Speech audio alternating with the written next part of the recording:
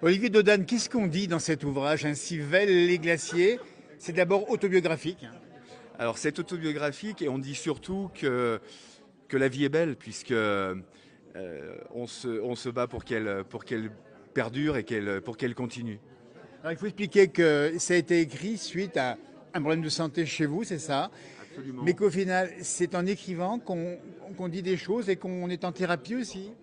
Oui, c'est de l'écriture cathartique complètement. Donc on écrit vraiment pour se soigner et puis parfois ça peut même aider les autres à se soigner un peu puisque moi je crois que l'art est fait pour se soigner. Exactement. Et on l'a vu ce soir avec la pièce de théâtre ici, le chant des glaciers. Quelle analogie entre la vie finalement des humains et la vie des glaciers. Absolument, c'est la parfaite convergence et il nous arrive aux deux de ne pas être bien en point. Mais voilà, il y a des gens qui y croient. On a eu un glaciologue fabuleux Exactement. la personne de Jean-Baptiste Besson et c'était une très très belle intervention de sa part. Alors comment on écrit cette pièce de théâtre, Le Chant des glaciers, qu'on a vu ce soir avec beaucoup de plaisir, interprété avec brio par l'acteur et l'actrice ici? Comment on écrit ça? Alors au départ, c'est juste de la poésie, c'est une manière de raconter une maladie, et je la voulais avec un angle d'attaque original, puisque raconter une maladie, il n'y a rien de vraiment très intéressant.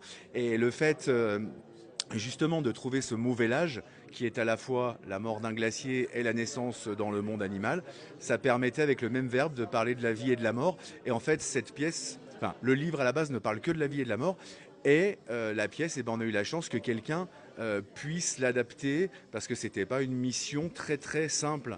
Et on a eu cette chance que Henri Boniton l'adapte. Alors les glaciers, bien sûr, dans nos montagnes, on les sait souffrants, on les sait malades aujourd'hui.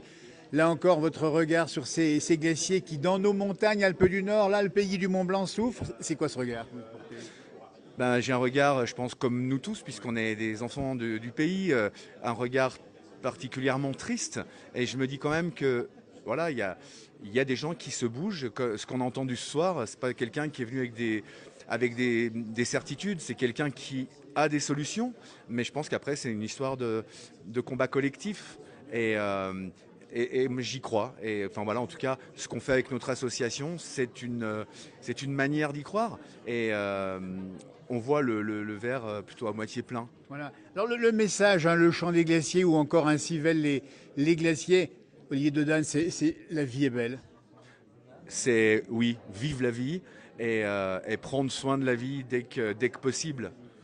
En tout cas, merci à vous pour cet ouvrage. On rappelle bien, on le trouve dans les librairies de la région ici.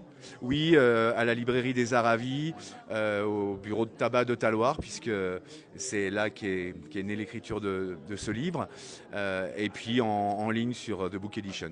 Voilà, et puis Le Chant des glaciers. Alors, on rappelle que finalement, l'art et la science, même combat finalement. Oui, l'un rejoint l'autre, Absolument. et c'est intéressant. Merci et bravo encore pour ces beaux messages délivrés ce soir ici au Grand Bornand, au cœur d'une belle nature protégée, mais où on a un ressortant ici avec beaucoup de public. On s'est posé beaucoup de questions, mais on reste, on espère, positif pour l'avenir. Merci Jean-Noël. Merci beaucoup Olivier.